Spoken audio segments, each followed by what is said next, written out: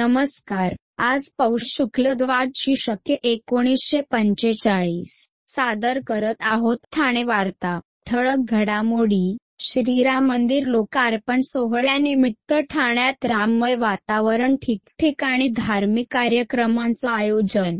उद्धव बाळासाहेब ठाकरे पक्षाचे शिवसेना नेते खासदार राजन विचारे यांच्या हस्ते माजी खासदार सतीश प्रधान यांचा सन्मान. आणि डोंबिवली दीपोत्सवाचा विश्वविक्रम 1,11,111 दिव्यांच्या माध्यमातून साकारली. श्रीराम आणि श्रीरामाच्या मंदिराची प्रतिकृती. या आणि इतर घडामोडी विस्तृतपणे पण काही क्षणातच. आमच्या फेसबुक, यूट्यूब आणि संकेतस्थळाला सबस्क्राईब करायला विसरू नका. आपण पाहत आहात श्री स्थानक वाहिनी, ठाणे जिल्ह्याचं मुख्य व्यासपीठ. ठाणे वार्ता पहा श्री स्थानक वाहिनीवर. आता सकाळी 9:15 पासून रात्री 9:15 पर्यंत ठाणे वार्ता, ठाण्यातील पहिलं दृकश्राव्य माध्यम. ठाणे वार्ता आणि श्री स्थानक वाहिनीचं लाईव्ह स्ट्रीमिंग. ठाणेवार्ता.com वरील लाईव्ह स्ट्रीमवर क्लिक करा आणि अगदी मोबाईलवरही ठाणे वार्ता श्री स्थानक वाहिनीचा आनंद लुटा. यासाठी आमचं ॲप डाउनलोड करा. ठाणे वार्ता पहा श्री स्थानक वाहिनीवर. आता सकाळी 9:15 पासून रात्री 9:15 पर्यंत ठाणे वार्ता, ठाण्यातील पहिलं दृकश्राव्य माध्यम. आपण पाहत आहात श्री स्थानक वाहिनी, ठाणे जिल्ह्याचं मुख्य व्यासपीठ. प्रभू श्रीमान रामांचे जन्मस्थान ओळखल्या जाणाऱ्या या अयोध्या नगरीत श्रीमान राम मंदिर उभे राहावे हे समस्त हिंदू बांधवांचे स्वप्न होते. आज खऱ्या अर्थाने तेथे राम मंदिर उभे राहत आहे. ज्यांनी या लढ्यासाठी मोलाचे योगदान दिले ते त्यावेळचे उत्तर प्रदेशचे संपर्क प्रमुख आणि माजी खासदार सतीश प्रधान यांच्या राहत्या घरी उद्धव बाळासाहेब ठाकरे पक्षाचे शिवसेना नेते खासदार राजन विचारे, जिल्हा प्रमुख केदार दिघे यांनी त्यांची भेट घेऊन त्यांना सन्मानित केले. 6 डिसेंबर 1992 रोजी बाबरी मस्जिद पाडली गेली होती. त्याच्या 2 दिवस आधी म्हणजे 4 तारखेला हिंदू हृदय सम्राट शिवसेना प्रमुख यांच्या आदेशानुसार अयोध्यामध्ये शिवसेना नेते तथा उत्तर प्रदेशचे संपर्क प्रमुख माजी खासदार सतीश प्रधान यांनी पत्रकार परिषद घेऊन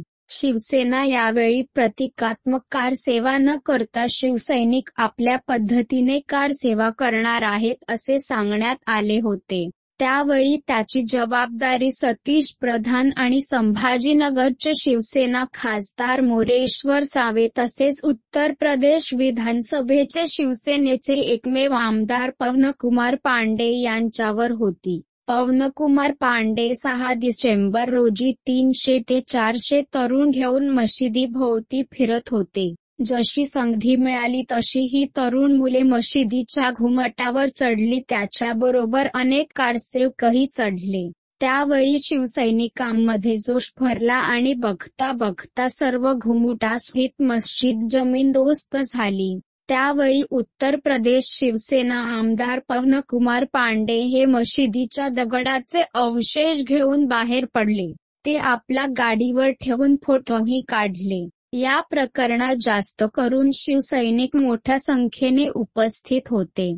1 तारखेला कोर्टामध्ये वकिलांनी हे आमच्याकडून चुकीने घडले असे लिहून द्या, आम्ही आपल्याला या केस संदर्भात मदत करू असे शिवसैनिकांना सांगण्यात आले. शिवसैनिकांनी त्यास विरोध करून लिहून देण्यास नकार केला आणि त्यानंतर या समस्त शिवसैनिकांवर गुन्हा दाखल झाला.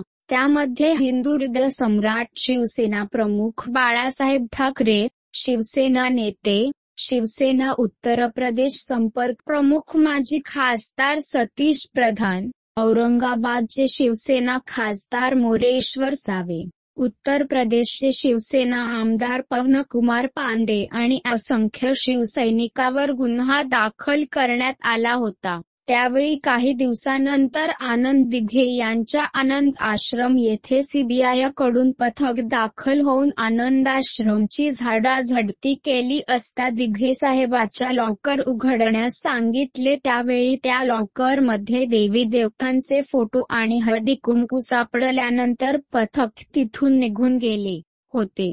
अयोध्याच्या राम जन्मभूमीच्या पार्श्वभूमीवर महाराष्ट्राचे मुख्यमंत्री एकनाथ शिंदे यांनी ठाण्याच्या प्रसिद्ध कोपिनेश्वर मंदिरातील श्रीरामाच्या देवळात मंदिरात उपस्थित राहून आरती केली। यावेळी खासदार डॉक्टर श्रीकांत शिंदे, जिल्हाधिकारी अशोक सेंगारे, महानगरपालिका आयुक्त अभिजित बांगर, माजी महापौर नरेश मस्के, उपनेते प्रकाश पाटील, माजी महापौर मीनाक्षी शिंदे, आमदार रवींद्र फाटक। यावेळी प्रकाश पाटील यांच्याकडून चांदीची गदा देण्यात आली असता त्यांनी मंदिराच्या ट्रस्टींना देऊन रामाच्या मंदिरात ठेवण्यासाठी सांगितले। यावेळी प्रकाश पाटील कोपिनेश्वर मंदिराच्या जीर्णोद्धारासाठी 5 लाखाचा धनादेश यावेळी ट्रस्टींना दिला।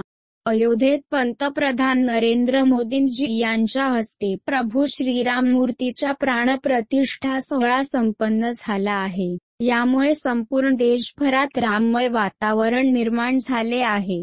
ठाणे राष्ट्रवादी काँग्रेसने श्रीराम मूर्तीच्या प्राणप्रतिष्ठेच्या निमित्ताने ठाणे राष्ट्रवादी काँग्रेस मध्यवर्ती कार्यालयात भजन आणि महाआरतीचे आयोजन केले होते। अयोध्येत प्रभू श्रीमान राम मूर्तीची प्राणप्रतिष्ठापना करण्यात आली। या पावन दिनाचे औचित्य साधून राष्ट्रवादी काँग्रेसचे महाराष्ट्र प्रदेश प्रवक्ते आनंद परांजपे यांच्या नेतृत्वाखाली राष्ट्रवादी काँग्रेस पक्षाच्या वतीने ठाणे मध्यवर्ती कार्यालयात भजन आणि प्रभू श्रीमान रामाची महाआरती करण्यात आली। यावेळी ठाणे मध्यवर्ती कार्यालयाबाहेर रांगोळीची भव्य आरास करण्यात आली होती। यावेळी फटाक्यांची जोरदार आतिषबाजी करून आणि प्रभू श्रीमान रामाचा जय जयकार करत प्रभू श्रीमान राम मूर्तीचा प्राणप्रतिष्ठापनेचा सोहळ्याचा कार्यक्रम संपन्न झाला। हंगेरियन उद्योजक बोटोंड बोर्डास यांनी प्रभू श्रीराम मूर्तीच्या प्राणप्रतिष्ठेच्या सोहळ्यानिमित्त आयोजिलेल्या भजन आणि महाआरतीत उत्साहाने उपस्थित राहून दर्शन घेतले। आमदार जितेंद्र आव्हाड यांनी खारटन रोड येथील संत श्रेष्ठ वाल्मिकी महाराज मंदिरात दर्शन घेतले। राष्ट्रवादी काँग्रेसचे आमदार जितेंद्र आव्हाड यांनी खारटन रोड येथील संत श्रेष्ठ वाल्मिकी महाराज मंदिरात दर्शन घेतले। यावेळी त्यांनी आरती केली आहे।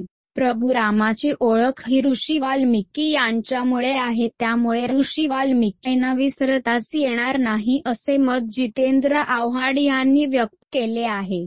अयोध्येतील श्रीमान राम मंदिर प्राणप्रतिष्ठा सोहळ्याच्या पार्श्वभूमीवर या ऐतिहासिक आणि आनंदाचा क्षण साजरा करण्यासाठी ठाण्यातही राममय वातावरण झालं होतं। तमाम रामभक्तांचा आनंद व्यक्त करण्यासाठी ओवळा माजिवडा विधानसभा मतदारसंघात शिवसेना आमदार प्रताप सरनाईक यांनी श्रीराम भक्तांना 51,000 किलो साखरेचं प्रसाद म्हणून वाटप केलं। मतदारसंघात 2 ठिकाणी महाआरतीचे आयोजन करण्यात आले होतं।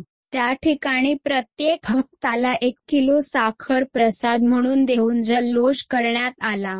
फटाके फोडून, ढोल ताशे वाजवून, पेढे वाटून आनंद साजरा करण्यात आला। ठाणे शहरामध्ये सर्वत्र श्रीमान राममय वातावरण तयार झाले होते। महाआरती करण्यासाठी उत्तर प्रदेश जबलपूर येथून खास 11 पुरोहित बोलावण्यात आले होते। अयोध्येत शरयू नदीच्या तीरावर जशी महाआरती केली जाते तेच आरती करणारे ब्राह्मण आणि तसेच मोठे दिवे आरतीसाठी ठाणे शहरात महाआरतीच्या ठिकाणी आले होते।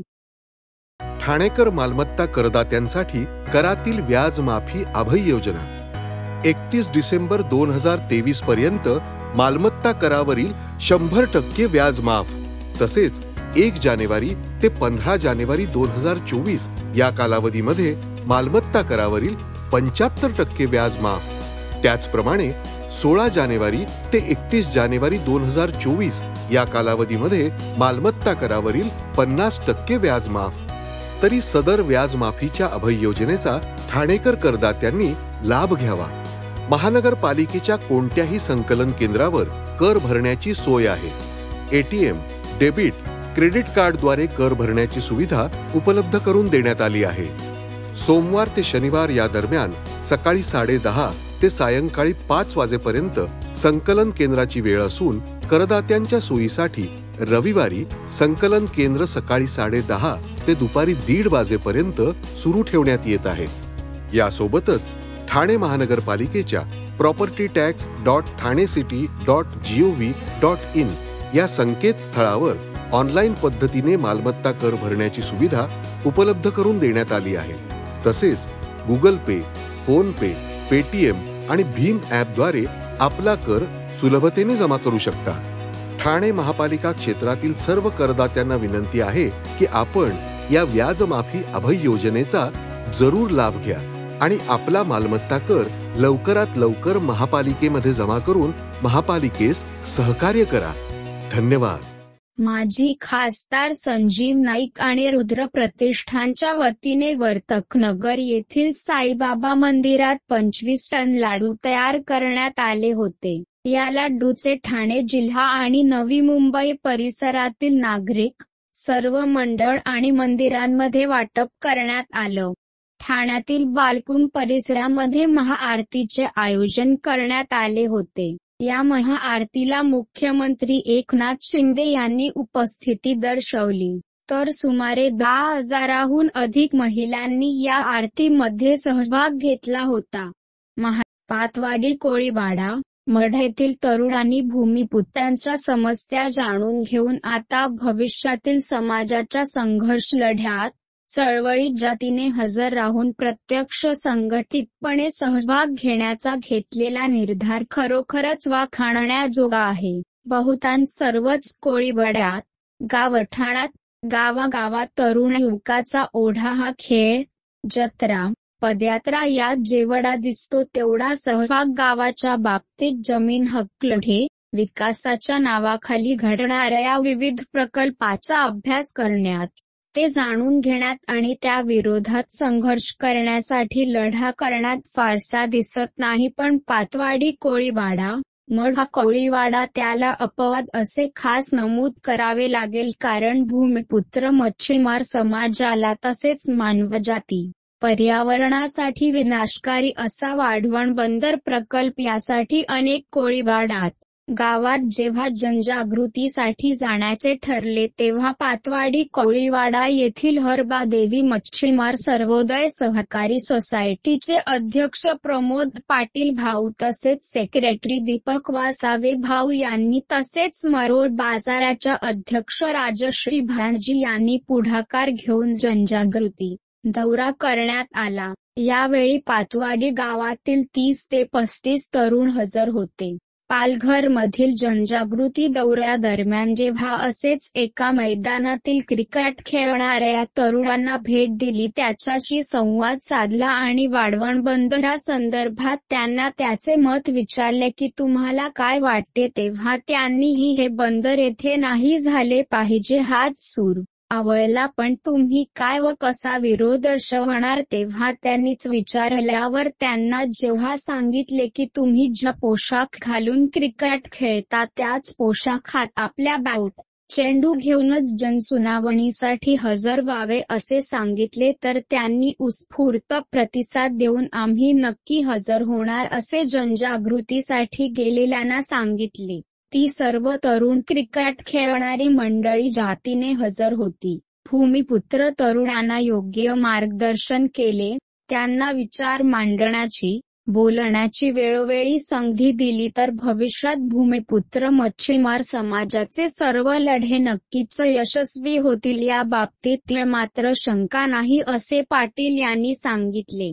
राम मंदिर लोकार्पण सोहळ्याचा संपूर्ण देशात उत्साह पाहायला मिळाला. ठाण्यामध्ये राममय वातावरण निर्माण झाले होते. राम मंदिर उत्सवासाठी शहरातील विविध ठिकाणी दुकानांमध्ये श्रीराम असे लिहिलेले ध्वज, टोप्या, मफलर विकण्यासाठी उपलब्ध होते. नागरिकांनी खरेदीसाठी बाजारपेठेत गर्दी केली होती. दिवाळीसारखा उत्साह सर्वत्र पाहायला मिळत होता.